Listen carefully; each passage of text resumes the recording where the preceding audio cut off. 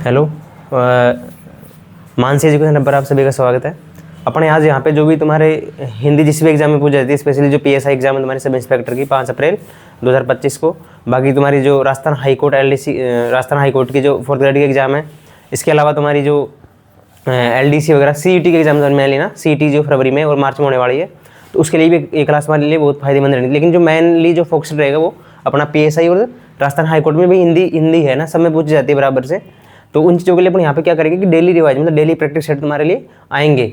और daily practice set जब तुम करोगे, जैसे अपन पर्यायवाची है, विलोम शब्द है, शब्द वन वर्ड है ना हिंदी में, स्पेलिंग है, ठीक है। इसके अलावा तुम्हारे जितने भी है पर्यायवाची विलोम शब्द, वन वर्ड वगैरह है, और जो समानार्थी शब्द है, शब्द शुद्धि है, मुहावरे और लोकोक्ति है, सबको अपने साथ में लेके मतलब भाई इनके रोज रोज अपना एक पेज या फिर भाई मेनली जो राघव प्रकाश का कंटेंट यहाँ पे रहेगा, और बाकी इससे भी जो एक्स्ट्रा है इसमें से वो भी अपन यहाँ पे लेंगे। बाकी डेली अपन प्रैक्टिस करेंगे भी कैसे अपन चीज़ याद रहेगी। अपन जब डेली चीज़ों को पढ़ेंगे भी रिवाइज करेंगे तो हिंदी जब याद रहेगी ना, ऐसे नहीं कि अपन आज विलोम विलोम पढ़ा फिर बाकी भूल जाएंगे ना। तो अपन क्या करेंगे यहाँ पे सभी चीज़ रेगुलर पढ़ते रहेंगे ना। तो ये क्लास हमारे लिए डेली आने वाली इस टाइम पे ना।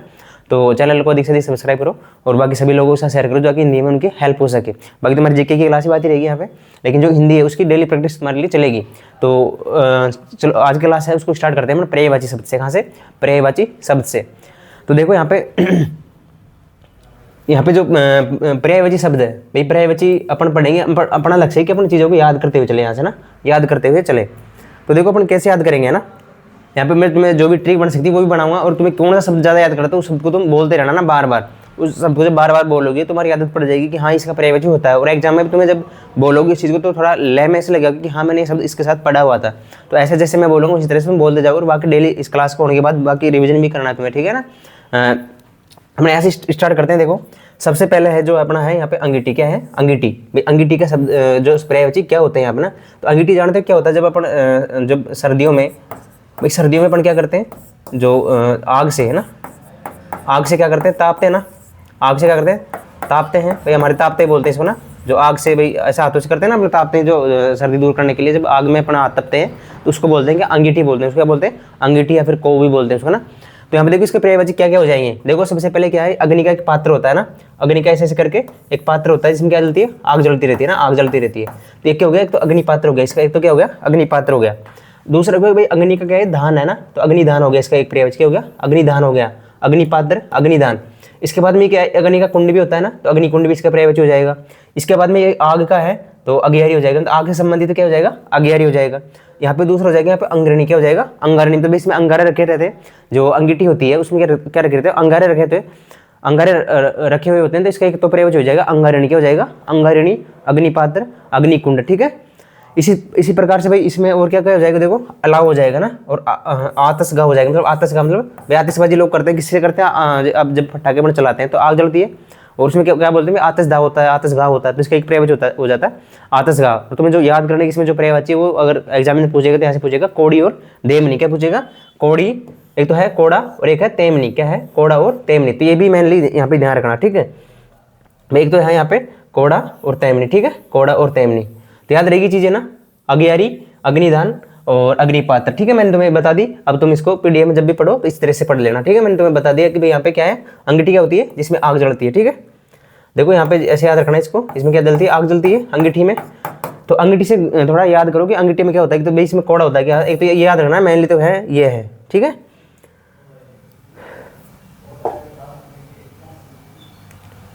कलर सही है, ठीक है ना। तो इसका एक तो हो जाएगा कोड़ा, एक हो जाएगा इसका तेमनी, ये ध्यान रखना। एक हो जाएगा अलाव और आतशगाह, ठीक है। अब अपन अगले पे चलते हैं। देखो यहाँ पे क्या है? अंगुली है ना। अंगुली का पर्यायवाची देखो, अंगुली का कैसे बनाएंगे? अंगुली होती है। तो इसके जो मेनली जो पर्यायवाची है दो जो याद नहीं रहते, या फिर उनमें कन्फ्यूजन सा हो जाता है ना, या फिर याद नहीं रहता, तो ये है एक तो है सकवारी। क्या होता है? सकवारी होता है ना। एक होता है सकवारी, एक होता है ददीती। क्या होता है? सकवारी और ददीती। बाकी तुम्हें दो याद हो जाएंगे वैसे ना। एक तो है अंगुली का, ठीक है, अंगुली का और उंगली, ठीक है। भाई उंगली है और अंगुली का है। तीसरा ही इसमें ददीती। क्या होता है? दीदीती होता है। दीदीती ध्यान रखना ना, दीदीती है ना, ठीक है, दीदीती। और एक है सकवरी। क्या है? सकवरी, दीदीती, उंगली और अंगुली का। तो मेनली जो याद रखना, तो ये दोनों याद रखने, क्योंकि इनमें थोड़ा ऐसा लगता है कि इसके पर्यायवाची नहीं होंगे, पर इसके पर्यायवाची होते हैं क्या? अंगुली होते हैं दीदीती और सकवरी। क्या होते हैं? सकवरी और ददीती। इसके बाद में तुम्हारा जो अगला शब्द है वो है अंगूठा। भाई अंगूठा ये है अपना अंगूठा। तो क्या है ये?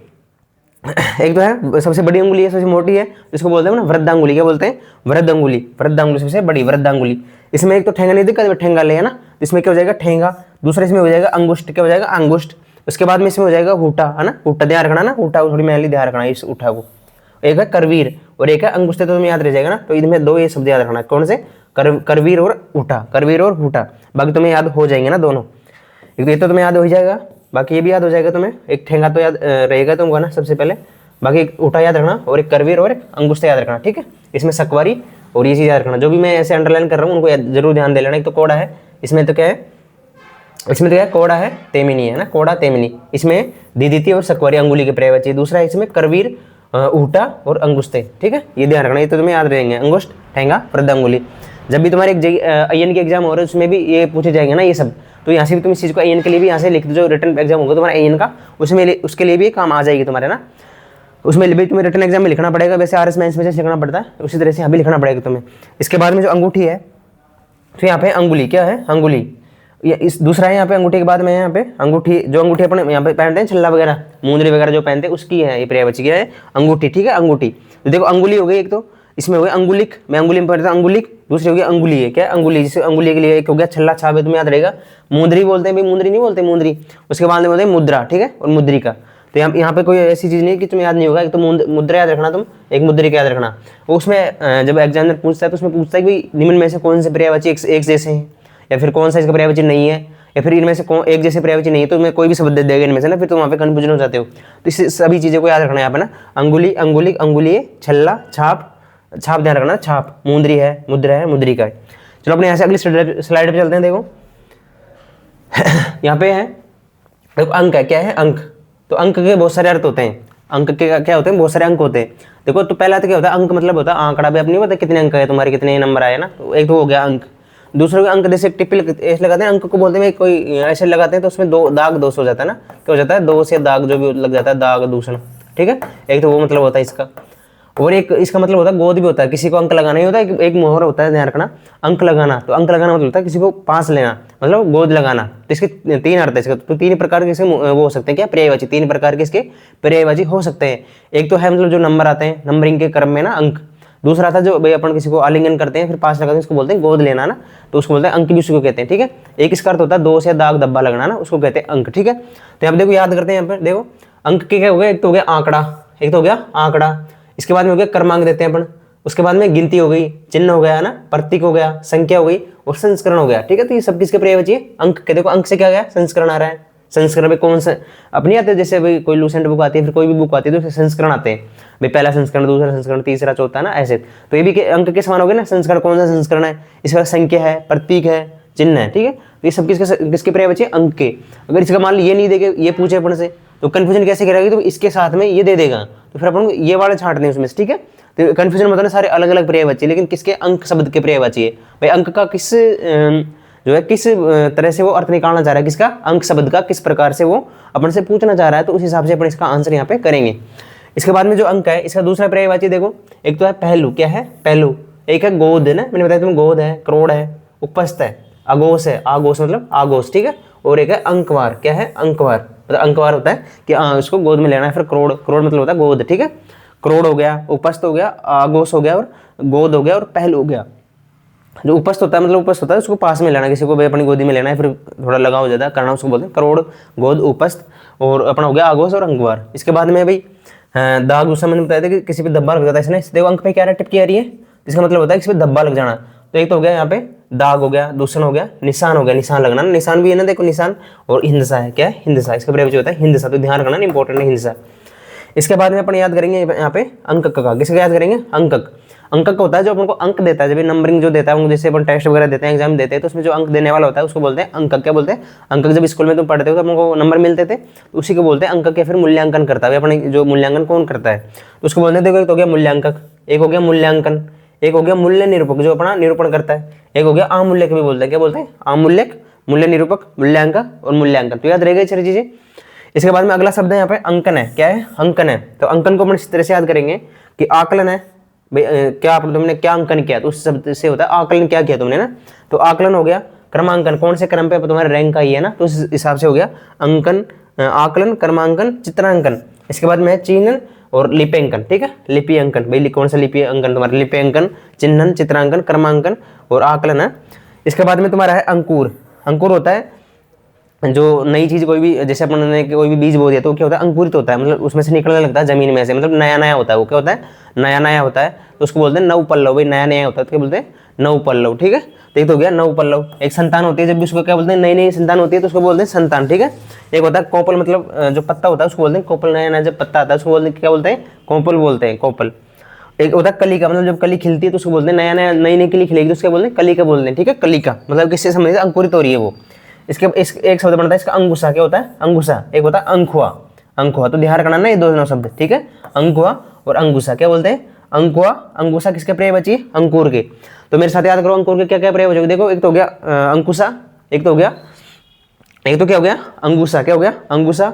एक हो गया तुम्हारे अंकुआ। क्या हो गया? अंकुआ, अंगुसा, नवपल्लव, कोपल। क्या हो गया? कोपल। और एक हो गया तुम्हारे कलिका, ठीक है। संतान भी इसका पर्यायवाची है किसका? अंकुर का। तो तुमसे मान लो तुम्हें ऑप्शन में दे दे कि संतान किसका पर्यायवाची है, तुम मान लो उसके चक्कर में जाओ तो यहाँ पे संतान का ये अगर ऑप्शन में हो तो फिर ये टिक करेंगे अपन, ठीक है। अंकुर। इसके बाद में चलते, देखो अगली स्लाइड पे चलते हैं अपन। यहाँ पे देखो, यहाँ पे अगला शब्द है, यहाँ पे तुम्हारे अंग है। क्या है? अंग। अंग, ठीक है। अंग। देखो अंग, अंग भी बहुत सारे होते हैं। अंग का एक तो मतलब होता है अपने शरीर का जो अंग होता है वो होता है ना, और दूसरा इसका मतलब होता है भाई अंग कौन सा अंग है, कौन सा खंड। अपन नहीं बोलते कि भाई कौन सा भाग होता है उसका, कौन सा खंड है, कौन सा पार्ट है उसमें ना, कौन सा विभाग है उसका ना। तो वो चीज, एक तो इसका दो अर्थ होते हैं अंग के भाई। एक तो अपने से, एक तो अंग का मतलब होता है अपना शरीर से संबंधित है ना, अंग कौन सा शरीर का कौन सा अंग है, एक तो शरीर से मतलब इसका। और दूसरा इसका मतलब वो होता है भाई कौन सा इसका भाग अंग, भाई कौन से अंग में है ना, नहीं बोलते कौन से भाग में है, कौन से पार्ट में है, ठीक है। तो दो अर्थ होते हैं ना। तो अगर वो ये वाला पूछे तो ये वाला करना है, अगर शरीर से संबंधित पूछे तो फिर ये वाला पूछना है। तो देखो शरीर को क्या क्या बोलते हैं, मतलब बताओ मेरे साथ। एक तो बोलते हैं घात बोलते हैं शरीर को ना, दूसरा बोलते हैं घात्र बोलते हैं ना। घात्र, देह, शरीर, बापू, ठीक है। वपू, वपू हो गया, भाग हो गया, बदन हो गया, ठीक है। बदन यानी भी शरीर होता है, नहीं होता भाई तन बदन नहीं बोलता, पर बोलते हैं ना गाने में भी आता है तन बदन, ठीक है। बोलते हैं तन बदन। तो यहाँ पे बदन, तन और बदन दोनों आ गए। देह मतलब शरीर हो गया। एक हो गया कलेवर, मतलब अपना कलेजा संबंधित है भाई। कलेजा ऐसे मान लो इसको, कलेजा। कलेजा क्या हो गया? अपना शरीर हो गया। तो कलेजा से बन गया कलेवर है ना। कलेवर किसका पर्यायवाची है भैया? अंग का पर्यायवाची। और अंग ज्यादा इंपॉर्टेंट नहीं, यहाँ पे जो शरीर है, शरीर के जो सारे पर्यायवाची ये यहाँ पे ज्यादा इंपॉर्टेंट है कि शरीर तुमसे, यहाँ पे शरीर के पर्यायवाची तुम याद करने। वो पूछता है कि शरीर के पर्यायवाची हर एग्जाम में मतलब मेनली पूछता रहता है। देख लो तुम्हारे जो हाईकोर्ट का पेपर होगा उसमें शब्द जहाँ तक है मेरे हिसाब से पूछा जाएगा शरीर का, क्योंकि ये बहुत इंपॉर्टेंट है। फिर तुम्हें किसी भी एग्जाम में देखने को मिल जाएगा शरीर वाला। तो देखो क्या है, देखो शरीर का अपने याद करते हैं, इसको बाद में याद कर लेंगे ना। शरीर का देखो एक तो हो गया वपू। क्या हो गया? पप्पू। ध्यान रखना वपू ना, कभी एग्जामिनर कंफ्यूज करने के लिए यहाँ पे क्या देता है? बै दे देता है, इसको बै लिख देता है, तो ये नहीं होता। क्या होता है? वपू होता है। दूसरा हो गया शरीर का कोई भाग होता है, वो हो गया। यहाँ पे हो गया बदन, हो गया ना बदन, तन बदन से याद रख लो ना, तन बदन। यहाँ एक हो गया देह, कौन सी देह है तुम्हारा, कौन सा शरीर है? देह। एक हो गया यहाँ पे तन हो गया। एक हो गया घटक। ध्यान रखना घात और घातर दोनों होते हैं किसके? शरीर के पर्यायवाची। एक नहीं बोलते ऐसे जो बड़े बूढ़े आदमी बोलते हैं, वो बोलते हैं कि मेरे तो काया ही दुखी है भाई, मेरे तो शरीर से मैं दुखी, मेरी काया से मैं दुखी हूँ, तो उसको बोलते हैं काया। जब भी तुम दादी माता के पास बैठे होंगे, दादाजी के पास बोलते हैं, तो बोलते हैं कि जब बीमार होते हैं तो बोलते हैं मैं तो काया से दुखी हूँ, मैं तो और किसी से भी दुखी नहीं हूँ। तो उसका मतलब होता है काया, मतलब होता है शरीर, ठीक है। मैंने तुम्हें बताया कि कलेवर, ठीक है, कलेवर काया। एक होता है अवयव, मतलब अपने शरीर का कौन सा भाग? अवयव है ना, इस शरीर के संबंध में अवयव। इसके संबंध में इसके अलावा है यहाँ पे उपांश। क्या है? उपांश। तो यहाँ इसको मिटा देते हैं ना, उपांश है, अंग है, ठीक है। देह, बदन तुम्हें याद रह जाएगा, शरीर। तो यहाँ पे जो इंपॉर्टेंट है मैं उसके वो कर रहा हूँ ना, ठीक है। घोड़ा क्या हो गया? शरीर का याद रखना तुम्हें। तो उपांश क्या होता है? जैसे अपन ये होता है ना, उपांश को बोलते हैं, उपांश क्या बोलते हैं? उपांश बोलते हैं, शरीर का हिस्सा है क्या? उपांश। तो ध्यान रखना उपांश, घातर, घात, वपु, देह, बदन, तन बदन, ठीक है। देह, घातर, तो ये किसके पर्यायवाची? सब सारे अंग शरीर के पर्यायवाची। इसके बाद में अगर अंश का तुमसे पूछ लिया, हंस, तो अंश हो गया, तो कौन सा अंश उसका ना।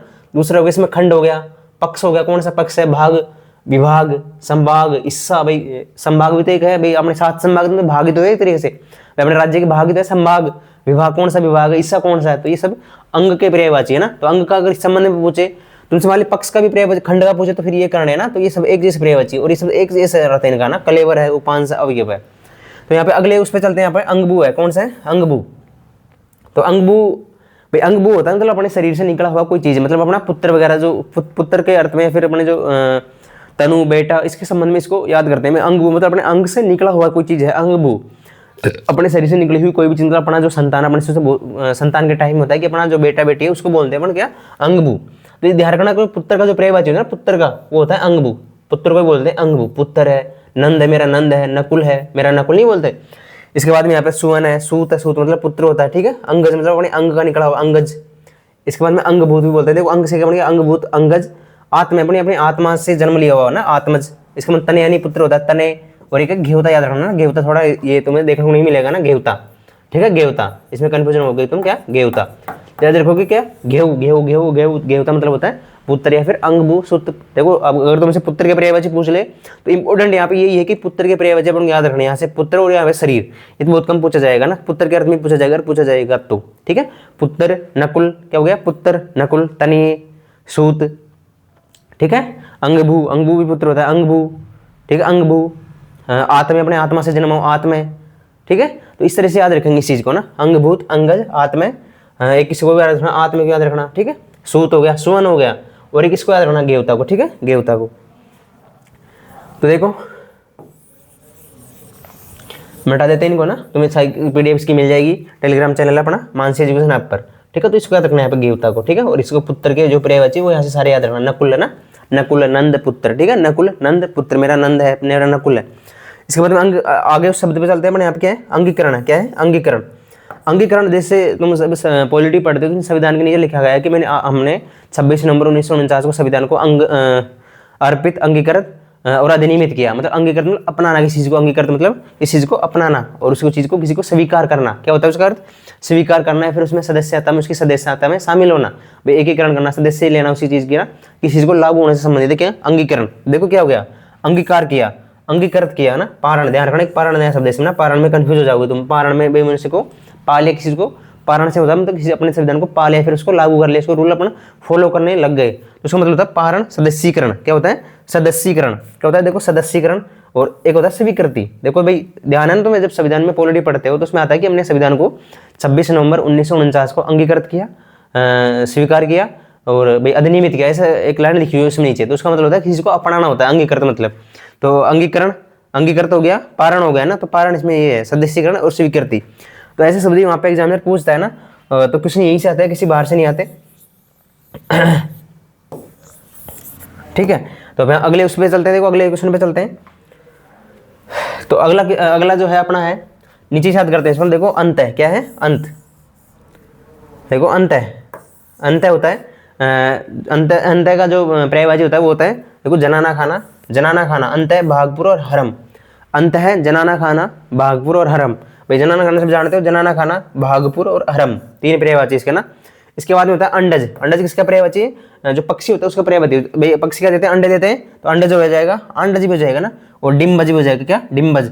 और द्विज, भाई दो, द्विज मतलब ऐसे मान लो दो पंख होते हैं उनके, द्विज, ठीक है, दो पंख होते हैं पक्षियों के, तो ये हो गया द्विज हो गया। और तीसरा इसको हो गया पक्षी, तो अंडज का हो गया अंडज, डिम्बज, द्विज, पक्षी। बिहार को मेरे साथ बोलो, अंडज, अंडज के हो गए अंडज, द्विज, ये क्या हो गया, द्विज, पक्षी और डिम्बज, आडम, आडंज, डिम्बज, द्विज, पक्षी के, इसके पर्याय पक्षी के ना, ध्यान रखना ना। इसके बाद में अंजाम, भाई नहीं होता तुम अंजाम भुगतना पड़ेगा तुम्हें ना, तो भाई अंजाम होता है क्या फल मुझे मिलेगा, तो उसको बोलते हैं फल, नतीजा, परिणाम, ठीक है। हाँ, अंजाम हो गया, फल, नतीजा, परिणाम। अगर दूसरे अर्थ में इसके लेंगे अपन तो इसमें क्या हो जाएगा, अंत, खात्मा। क्या हो जाएगा, अंत और खात्मा। इसमें है दूसरा है, तीसरा में आंचल। तो आंचल की क्या देखो, आंचल नहीं होता, अंचल भाई किस कौन से अंचल में पड़ता है, शेखावटी अंचल है, मेवाड़ी अंचल है, मारवाड़ी अंचल है, तो इसके संबंध में लेते हैं अपन अंचल। क्या लेते हैं, अंचल। तो अब देखो अंचल का हो जाएगा इलाका, कौन सा इलाका है, क्षेत्र कौन सा है। ये भी कता का शब्द, कता का मतलब क्या होता है, अंचल या क्षेत्र होता है ना। खंड है, कौन से खंड में, चकला है, चक्कर है, कौन से चक्कर में पड़ता है, कौन से जनपद में पड़ता है। पहले क्या चलते थे, जनपद चलते थे भाई, अपने अपने क्षेत्र में संभाग में विभाग करते हैं चीजों को, तो पहले चलते थे जनपद। भाई अपन पढ़ते नहीं, मत्स्य जनपद है, कौन सा जनपद है, कौन सा क्षेत्र है ना, जमीन कौन सी तरह की जमीन है, ठीक है। इसके बाद में कौन सा हल्का, पटवार हल्का नहीं होता, वो भी क्षेत्र से संबंधित है। मंडल, हल्का, पटवारी जो इस्तेमाल करता है, मंडल या फिर हल्का, कौन से हल्के में तुम्हारी ड्यूटी है, तो उस हिसाब से अपन इस चीज को यहाँ पे डिवाइड करते हैं, हल्का, चलका, जनपद, जमीन, ठीक है। तो यहाँ पे देखो कथा है, क्या होगी, कथा यहाँ पे होगी खता, ठीक है, कथा याद रखना, चकला ये ध्यान रखना ना। तो यहाँ पे अगले उसमें चलते हैं, अगले स्लाइड पे चलते हैं। देखो इसमें दूसरा है, इसका एक और शब्द होता है अंचल का, क्या होता है, आंचल होता है, ठीक है। आंचल, किनारा, पल्लू, पल्ला, मतलब भाई माँ का आंचल नहीं होता, उससे संबंधित है क्या, अंचल। इसका उस शब्द में भी अगर अर्थ अपन लेंगे यहाँ पे, तो जो माँ का पल्लू होता है उससे लटके रहते हैं ना, पल्ला, पल्लू, आंचल, ठीक है। या फिर किनारा, कौन से भाई कौन किसके सहारे हूँ, तो वो होता है किनारा, ठीक है। तो यहाँ से इस चीज़ को याद रखेंगे अपन। इसके बाद में अगले इस पे चलते हैं। देखो अंत है, अंत क्या है, अंत भाई, अंत किसी का अंत हो जाना है, तो ये भी एक इंपॉर्टेंट शब्द है, क्या, अंत। ऐसे पूछ लेता है प्रश्न, है ना, तो किसी चीज की क्या होता है, अवसान होता है, अवसान मतलब होता है किसी चीज की समाप्ति हो जाना। इसके बाद में अंत हो गया तो क्या हो गया, अंतिम हो गया। और इंतिहा मतलब भाई अपन नहीं बोलते कि तेरी इंतिहा जब एग्जाम में देखने को मिलेगी, तो इंतिहा भी मतलब हो गया कि क्या परिणाम है, अंत में क्या वो चीज हुई है। इति मतलब अंत हो जाना किसी का, इति। ये था उपसंहार। अब उपसंहार भी सबके लास्ट में आता है, तो भाई जब अपन निबंध लिखते हैं तो उसमें लिखते हैं ना उपसंहार, तो सबसे नीचे लिखते हैं, सबसे लास्ट में लिखते हैं, या फिर अंत में जो लिखते हैं वो क्या लिखते हैं, उपसंहार लिखते हैं। इसमें होता है कार्यांत, क्या भाई किसी कार्य का अंत हो जाना, किसी कार्य का अंत हो जाना तो क्या होता है, वो कार्यांत होता है। इसमें एक होता है निष्पत्ति, भाई निष्पत्ति मतलब अपने ने वो कार्य समाप्त कर दिया, निष्पत्ति। और परिणीति मतलब होता है किसी काम का समाप्त हो जाना, परिणीति मतलब अंत, ठीक है, अंत परिणीति। परिणाम क्या निकला, समाप्ति हो गया, किसी काम का समाप्त होना ही क्या और कहलाता है, अंत कहलाता है। तो ध्यान रखना इसके पर्यायवाची ना, अवसान, अंतिम, इंदिया, इति, इयत्ता, उपसंहार, कार्यांत मतलब किसी कार्य का अंत हो जाना, ठीक है। उपसंहार तुम निबंध में पढ़ते हैं कि सबसे लास्ट में जो चीज आती है वो क्या बोलते हैं, उपसंहार बोलते हैं। इसके बाद में यहाँ पे इति, इति का जो विलोम शब्द क्या होता है, इति प्रारंभ, ठीक है, बोलते हैं इति प्रारंभ, ठीक है, तो इसका विलोम होता है इति मतलब किसी कार्य का समाप्त हो जाना, इति आरंभ, ठीक है। अंतिम निष्पत्ति, दूसरा किसी चीज का अंत हो जाना मतलब भाई खत्म ही हो गया, कोई चीज खत्म हो जाना, तो मतलब मृत्यु हो जाना है, फिर विश्राम कर लेना, भाई संहार हो गया, विश्राम हो गया, मृत्यु, प्रलय, निधन, नाश, असंभव, तो ये भी किसके शब्द है, अंत के हैं, अंत के पर्यायवाची। इसके बाद में हम चलते हैं किसका, अंतर। अंतर मतलब किसी चीज में भिन्नता होना, भेद होना। तो देखो यहाँ पे क्या है, अंतराल होना, किसी में अंतराल होना, अंतर, अंतराल भाई चीजें मतलब ऐसे तो याद नहीं रहेगी, तुम जब इसको डेली प्रैक्टिस करोगे या फिर डेली पढ़ोगे, यहाँ से पढ़ो या तुम खुद याद करो। अगर तुम खुद याद करोगे बैठ के तो वो भी बेस्ट है तुम्हारे लिए, लेकिन यहाँ से अगर तुमसे नहीं हो पा रहा तो यहाँ से डेली क्लास देखो, मैं डेली प्रैक्टिस सेट यहाँ से मिलेंगे ना, तो यहाँ से तुम याद कर सकते हो किसी चीज़ भी, है ना। विशिष्टता होती है, और यहाँ पे जो कंटेंट है वो बिल्कुल ऐसा रहेगा कि तुम्हारे एग्जाम में सारी चीज़ मिलेगी, यहाँ से कोई बाहर नहीं जाएगी ना। ऐसी भी चीज़ बनाएगी कि यहाँ पे किसी बाहर, लेकिन तुम्हें रेगुलर यहाँ पे पढ़ना पड़ेगा भैया ना, जब ही मिलेगी ऐसी चीज़ कि भाई आज पढ़े तुम कल नहीं पढ़े, तो ऐसा तो होगा नहीं। भेद है, भिन्नता है, परख है, दूरी है, असाधारण है, अंतर्देश है।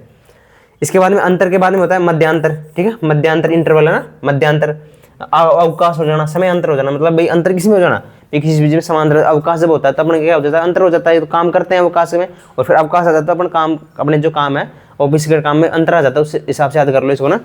अंतर है, अवकाश, समयांतर, मध्यांतर। इसके बाद में अंतरंग है, अंतरंग मतलब किसी का अंतरंग रख जाना, मतलब बहुत ज्यादा अंत में भाई बहुत ज्यादा मेल मिलाप होना, मित्रता होना, उसको बोलते हैं अंतरंग। देखो इसके पर्यायवाची क्या हो जाएगा, एक तो जाएगा अंदर, बिल्कुल अंदर का आदमी है, अंदरूनी है, अभिन्न है, मतलब इसके बिना रह नहीं सकता, अभिन्न है, क्या है, अभ्यंतर है, आंतरिक है, बिल्कुल आंतरिक है, मेरा घनिष्ठ मित्र है ना, ठीक है। हार्दिक, मैत्रीपूर्ण, बिल्कुल मित्र है, मनसा है, दोस्ताना है, मतलब याराना, दोस्ताना, भीतरी जो होता है अपना, जो खास आदमी होता है उसके लिए बोलते हैं, उसके शब्द है किसके, अंतरंग। हार्दिक है, आंतरिक है ना, तो किसके हो गए, अंतरंग, अंतर, अंत। तो अपने सारे आज पर्यायवाची पढ़ लिए ना, तो ये पीडीएफ तुम्हें टेलीग्राम चैनल पे, मानसी एजुकेशन हमारा टेलीग्राम चैनल, उसमें मिल जाएगी, तो वहाँ पे सर्च करके टेबल डाउनलोड कर लेना, बाकी तुम इसमें से रिवाइज करना। आगे चलते हैं अपने यहाँ पे। अब आगे अपना टॉपिक है विलोम शब्द। अपन क्या ज़्यादा बोर भी नहीं होते अभी, अपन अगर पर्यायवाची के साथ करेंगे तो अपन ज़्यादा बोर हो जाते हैं ना उसको पढ़ते पढ़ते, तो अपन यहाँ पे सभी चीज़ों को थोड़े थोड़े करके, ये तुम्हारे ये जो सेट चला गया डेली चलेगा ना, तो शायद जहाँ तक है मुझे 20 से 25 दिन सारी हिंदी हो जाएगी तुम्हारी ना। इसमें सारे शब्द मैं तुम्हें रोज करवाया करूँगा, तो तुम्हें ऐसे जोर भी नहीं आएगा पढ़ने में, और बाकी सारी चीज़ में इंटरेस्ट आता जाएगा अपन को, हाँ मैंने इससे बोर नहीं हो रहा। अपन क्या विलोम अगर पर्यायवाची अगर एक साथ पढ़ेंगे तो उसमें क्या बोर हो जाते हैं और फिर मन भी नहीं करता, तो ऐसे मैंने सारी जगह यहाँ पे एक साथ लेके और रिविजन के तौर पर मैंने इस चीज़ को लिया है। देखो यहाँ पे विलोम शब्द अपन पढ़ते हैं, देखो एंटोनिम। संकल्प का क्या हो जाएगा, संकल्प का होता है विकल्प, संकीर्ण का हो जाएगा विकिरण, विस्तृण क्या हो जाएगा, विस्तृण है ना। तो तुम लिखते भी चलना, अगर की रिटर्न एग्जाम है, एएन वगैरह की है, आरएस मेंस की है, तो अगर तुम ऐसे चाह रहे हो तो इसको लिखते जाना, जैसे मैं इधर वाला शब्द बोलूँ तो तुम ये लिख देना ना, लिखते चलना। और अगर तुम ऐसे कर रहे हो तो फिर इसका रिवाइज ऐसे मन में थोड़ा बोलते रहना ना, बोल बोल के ऐसे करते रहना, ठीक है। संकल्प, विकल्प, संकीर्ण, विस्तृण, संक्षिप्त, विस्तृत। भाई संक्षिप्त किसी चीज को संक्षिप्त करना, उसको चौड़ा करना, विस्तार में बहुत ज्यादा फैला देना, ऐसे संकीर्ण है, संकीर्ण मतलब सकड़ा होना, और विस्तार मतलब चौड़ा करना किसी चीज को ना। संकल्प, भाई संकल्प में अपन अगर संकल्प ले लेते हैं, दृढ़ निश्चय हो जाते हैं किसी चीज के प्रति, तो वहाँ कोई विकल्प नहीं होता, और जब विकल्प होता है तो वो संकल्प ही नहीं होता। जब किसी चीज में अगर विकल्प तुम्हें देखने को मिल जाता है, संकल्प कैसा, तुम आज संकल्प कीजिए पढ़ाई करने का, तो वहाँ कोई विकल्प नहीं होता, मतलब अपने पास कोई विकल्प ही नहीं होना। अब अपन को संकल्प लेना मतलब अपने संकल्प अगर ले लिया कि मुझे तो एग्जाम फाइट करनी है, कैसे भी हो मुझे पढ़ना है रात और दिन ना, तो वहाँ कोई विकल्प नहीं होता, फिर एग्जाम फेल होने का कोई विकल्प नहीं रहता। तो संकल्प का हो जाएगा विकल्प, मतलब अपने पास कई सारे विकल्प है, भाई मैं नहीं पढ़ूँ, मैं बहाना बना लूँ आज ना, इस तरह से होता है संकल्प मतलब विकल्प। संकीर्ण, विस्तीर्ण, संकीर्ण विस्तीर्ण होता है, संक्षिप्त, विस्तृत, संग, भाई किसी के संग जाना, या फिर निसंग जाना, संग क्या हो जाएगा, निसंग हो जाएगा। देखो दोनों है ना, निसंग संगठन, भाई अपना किसी चीज में संगठन संगठित रहते हैं तो वहाँ अपनी शक्ति बढ़ जाती है ना भाई। जितनी जैसे भाई अब कोई भी कर्मचारी है या फिर कहीं लोग वो क्या मानते हैं संघ बनाए में, संगठन एक साथ रहते हैं, एकजुटता में रहते हैं, तो उसको बोलते हैं संगठन। उसका विलोम क्या हो जाएगा, विघटन, मतलब उनका टूट जाना, किसी चीज का टूट जाना या फिर संगठन का टूट जाना, तो उसको बोलते हैं विघटन। देखो यहाँ पे क्या हो जाएगा, संगठन का हो जाएगा यहाँ पे विघटन। इसके बाद में संतोष है, संतोष का असंतोष है, फिर लोभ। भाई संतोष मतलब मैं तो भाई पूरी तरह संतुष्ट हूँ, तो वहाँ पे कोई लोभ लालचा नहीं है, तो इसका एक विलोम होता है, लोभ भी होता है ना, संतोष का लोभ भी होता है, और इसका क्या होता है, असंतोष भी होता है। इसमें होता है एक संधि, संधि मतलब किसी चीज को जोड़ना, ठीक है, संधि। और इसका होता है विच्छेद या विग्रह करना। भाई संधि का क्या हो जाएगा, विच्छेद या विग्रह, ध्यान करना ना, संधि का विच्छेद, संधि विच्छेद या विग्रह। एक होता है अपना समास हो रहा था ना, जो समास होता है इसका विलोम बताओ क्या होगा, तुम बताओ कमेंट करके, फिर मैं पूछूंगा तुमसे, ठीक है। समास का इसका विलोम बताओ, समास का विलोम क्या होगा, ठीक है, बताना कमेंट करके सभी लोग, समास का विलोम बताओ जल्दी से ना। यहाँ पे है संध्या, संध्या का क्या हो जाएगा, संध्या का प्रातः, संध्या का प्रातः। भाई संध्या मतलब शाम, प्रातः मतलब सुबह। संभव असंभव, संभव जो काम होता है उसको क्या बोलता है, असंभव होता है। संयुक्त मतलब बिल्कुल मिलके, संयुक्त है ना, संयुक्त तरीके से, संयुक्त क्रिया होती है मतलब दो, उसमें एक या एक से ज्यादा, संयुक्त मिले हुए। और वियुक्त मतलब संयुक्त जो न हो, मतलब वियुक्त अलग अलग होता है, वियुक्त का मतलब होता है अलग अलग होता है, संयुक्त वियुक्त। संलग्न, निलग्न और विलग्न, ध्यान रखना ना, मोस्ट थोड़ा ऐसे कंफ्यूजन भी होता होगा तुम्हें। संलग्न मतलब बिल्कुल मिले हुए, संलग्न नहीं होता भाई, जुड़े हुए चीजें होती है जो संलग्न होते हैं, जैसे पेन पेन जोड़ दिया अपने ना, संलग्न। संलग्न क्या हो जाएगा, निलग्न, निलग्न या फिर विलग्न मतलब अलग करना किसी चीज को। इसके बाद में होता है संश्लिष्ट, संश्लिष्ट होता है ऐसे बिल्कुल संश्लिष्ट हुआ हुआ ना, और इसको होता है विशिष्ट, विश्लिष्ट होता है, क्या होता है, विश्लिष्ट, संश्लिष्ट विश्लिष्ट। जैसे मैं ये शब्द बोलूँ तो ये लिखते जाओ तुम, बिना देखना, तुमसे पहले से तुम्हारा रिवीजन है, फिर तुम्हें आता है तो ना, अगर तुम्हारी मेंस की कोई एग्जाम है, जैसे यानी कि जो रिटन एग्जाम होती है उसके लिए, ठीक है, या फिर तुम्हारा 4th ग्रेड हाईकोर्ट का एग्जाम है तो उसके लिए भी क्लास बहुत इंपॉर्टेंट होने वाली। तुम्हारी जो है 50 नंबर की हिंदी पूछी जाएगी, वो यहीं से पूछी जाएगी, उसी का टारगेट है यहाँ पे। जो एसआई का जो एग्जाम है तुम्हारा, एसआई में जितना सिलेबस है हिंदी का, जो फर्स्ट पेपर होता है हिंदी का 200 नंबर का, उसको अपन मेनली लेते हुए उसको चल रहे हैं। लेकिन जो हाई कोर्ट की तुम्हारी एग्जाम आने वाली है उससे पहले, तो हाई कोर्ट भी इसमें कवर हो जाएगा। जितनी भी जो सीट तुम्हारी एग्जाम होने वाली है फरवरी या मार्च में, तो उसमें भी सीट में हिंदी आती है, तो उसमें भी पूछा जाएगा एग्जाम। और तुम्हारा 22 तारीख का भी एक पेपर है ना, 22 नंबर का, 22 नंबर का कमांडर का एग्जाम है ना, आरपीएससी कमांडर का एग्जाम है, तो उसमें भी प्लाटून कमांडर का एग्जाम है 22 नवंबर का, तो उसमें भी तुम्हारी हिंदी पूछ जाएगी यहाँ से ना, तो यहाँ से रिवीजन कर सकते हो तुम ना, संश्लिष्ट विश्लिष्ट। इसके बाद में संस्कार विकार, मतलब भाई संस्कार तो होता है अपने गुण होना, किसी चीज का गुण होना, संस्कार। और विकार क्या होता है, मतलब अपने अवगुण होना। विकार होता है ना कि क्या विकार तुम्हारे, बोलते नहीं तुम्हारे में क्या विकार है, क्या अवगुण है, तो उसको बोलते हैं विकार, मतलब इसमें विकार होना, मतलब गलत जो है, गलत तत्वों का आ जाना, उसको बोलते हैं विकार। एक तो हो गया यहाँ पे संस्कार विकार, ठीक है। तो अगली क्लास पे चलते हैं, अगली स्लाइड पे चलते हैं। देखो याद रहेगा, एक बार जल्दी से रिवीजन कर लो। संकल्प विकल्प, देखो मैं सुबह रहा हूँ इनको, संकल्प विकल्प, ठीक है। संकीर्ण विस्तीर्ण, संक्षिप्त विस्तृत, संघ निसंग, संगठन विघटन, संतोष असंतोष, संधि विच्छेद। इसी प्रकार से संस्कार विकार, संश्लिष्ट विश्लिष्ट, संलग्न निलग्न विलग्न, संयुक्त वियुक्त, असंभव असंभव, संध्या प्रातः। इसी प्रकार से अगली स्लाइड पे चलते हैं। देखो यहाँ पे है संश्लेषण, संश्लेषण विश्लेषण। संश्लेषण क्या हो जाएगा, विश्लेषण। संस्कृति विकृति, सकाम निष्काम। देखो संश्लेषण मतलब किसी का संश्लेषण करना, उसका विश्लेषण करना, उसका क्या हो जाएगा, संश्लेषण विश्लेषण। संस्कृति का हो जाएगा विकृति, वे अपने एक तो संस्कृति अपने संस्कार होंगे तो अच्छे होंगे, उसको बोलते हैं संस्कृति। और जो वो अगर उसमें कोई दूषित पदार्थ आ जाएगा, फिर दूषण हो जाएगा संस्कृति का, उसको बोलते हैं विकृति। क्या बोलते हैं, विकृति। इस प्रकार से सकाम होता है मतलब अच्छा काम होता है, उसका मतलब होता है जिससे अपन को क्या बोलते हैं, सकाम मतलब अपन को जिसका फल मिले, जिसका क्या मिलता है, अपन को फल मिलता है, तो उसको बोलते हैं सकाम। इसके बाद दूसरा है अपना निष्काम, मतलब भाई अपना काम जो है फल रहित हो जाता है, फिर बिना फल के, तो उसको बोलते हैं निष्काम, मतलब बिना वेद का काम जो करते हैं उसको बोलते हैं निष्काम। इसके बाद होता है सगुण, मतलब जिसमें गुण होता है, सगुण निर्गुण। भाई एक तो जो दो प्रकार के भक्त होते हैं, तो सगुण निर्गुण भक्ति के जो होता है, एक तो होता है सगुण, एक होता है निर्गुण, दो अपोजिट शब्द होते हैं, सगुण और निर्गुण, ठीक है, सगुण और निर्गुण।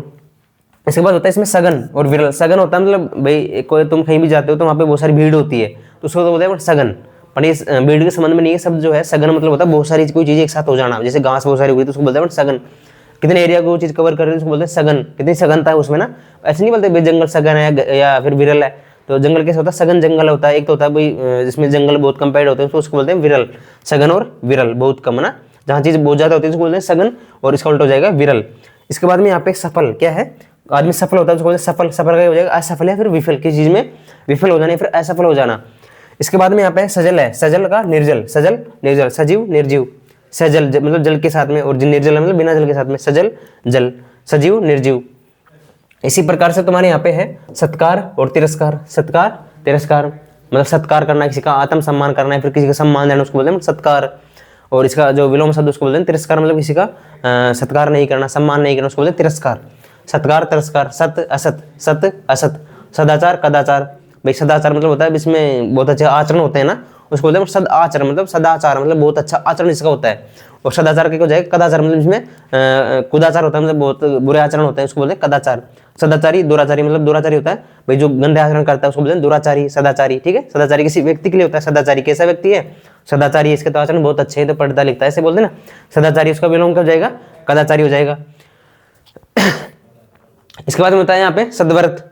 सद्व्रत दुर्व्रत, सद होता है अच्छे के लिए, क्या होता है? सद शब्द जो आता है वो अच्छे के लिए आता है। सद्व्रत दुर्व्रत, सद को किसी बोलेंगे अपन द से बोलेंगे, सद्व्रत दुर्व्रत। सदवा का क्या हो जाएगा? सदवा मतलब विधवा। भाई सदवा मतलब होता है जिसके पति होता है ना, सदवा को होता है पति, जिसके पति है तो उसको बोलते हैं सदवा।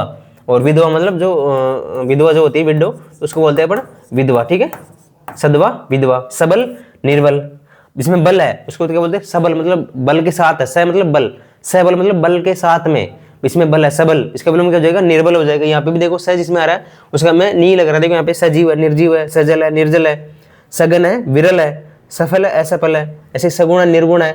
ज्यादातर जिसमें स आता है उसमें क्या आता है? लास्ट में नहीं आता, ध्यान रखना ना, जिसमें स आ रहा है उसमें क्या आता है? नहीं आता है। देखो स जिसमें आएगा ज्यादातर उसका क्या होता है? नहीं निकलता ना।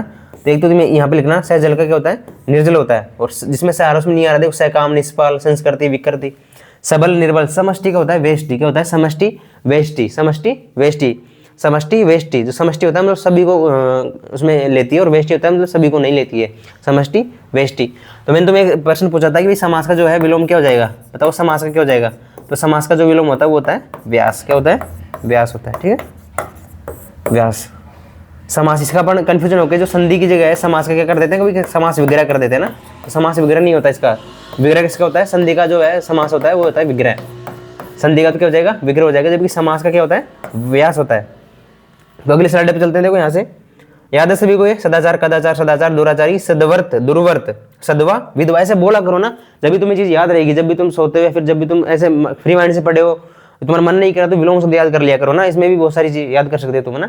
ऐसे जल्दी जल्दी इनको रिवाइज किया करो। जब भी रीडिंग तुम करोगे हिंदी में, अगर तुम्हें कोई चीज याद नहीं रह रही है ना, जैसे याद करने की जो चीज़ है अगर याद नहीं रह रही है तो उनको 1 घंटा दिया करो प्रॉपर ना। 1 घंटे में तुम ऐसे सोच मैं आज ये चीज़ रिवाइज करूँगा, और डेली जब तुम ऐसे याद करते रहोगे तो तुम्हें चीज़ आसान लगने लगेगी, फिर तुम जल्दी जल्दी रिवाइज कर पाओगे उस चीज़ को। ऐसे नहीं कि तुमने आज किया फिर नहीं किया तो वो चीज़ बहुत टफ लगने लग जाती है, फिर याद भी नहीं रहता कोई चीज़ ना। भाई एक अपने माइंड की तो कोई क्षमता होती होगी ना याद करने की, तो तुम जब याद करोगे डेली डेली, जब चीज़ें जाके याद होगी। ऐसे नहीं कि तुम्हें आज पढ़ा फिर 10 दिन बाद उस चीज़ को पढ़ रहे हो, तो ऐसे डेली डेली रिवाइज करोगे किसी चीज़ को, जब जाके वो याद करती रहेगी। मतलब रीडिंग करो तुम, ऐसे नहीं कि याद नहीं हो कोई दिक्कत नहीं है, तुम रीडिंग करते जाओ अपने आप याद हो जाएगी चीज़ है ना। ऐसे समष्टि है, वेष्टि है, सबल निर्बल, सदवा विधवा, सद्वर्त दुर्वर्त, सदाचारी दुराचारी, सदाचार कदाचार, सत असत, सत्कार तिरस्कार, सजीव निर्जीव, सजल निर्जल, सफल असफल, सघन विरल, सगुल सगुण निर्गुण, सकाम निष्काम, संस्कृति विकृति, संश्लेषण विश्लेषण। तो आगे चलते हैं अपने यहाँ पे। देखो अगला है तुम्हारा समास। देखो समास का क्या हो गया? व्यास हो गया। समास मतलब व्यास। सम्मुख विमुख, सवर्ण विवरण, मतलब सवर्ण होता है वर्ण के साथ में, और विवरण और असवर्ण। इसके बाद में स्वीकार निर्विकार, सहमत असहमत, सहानुभूति घृणा। सहानुभूति किसी से भाई सहानुभूति करना, उसके लिए घृणा उत्पन्न करना ना, सहानुभूति हो जाएगा घृणा। सहृदय हृदयहीन, साकार का हो जाएगा निराकार, साकार निराकार। इसी प्रकार से यहाँ पे सादर निराधर, सायास अनायास, सार्थक निरर्थक, भाई किसी चीज का सार्थक होना निरर्थक होना।